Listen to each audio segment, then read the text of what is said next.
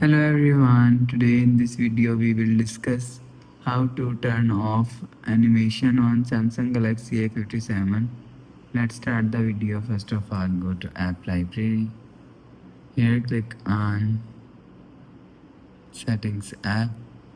Now in setting, scroll down and click on accessibility.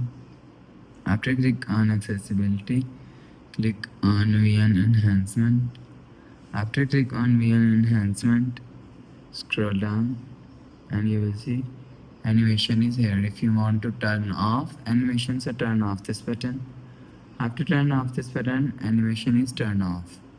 After turn off animation, go back to home screen, refresh phone. So that's how you can turn off animation on Samsung Galaxy A57. If you like the video, please subscribe. Thanks for watching.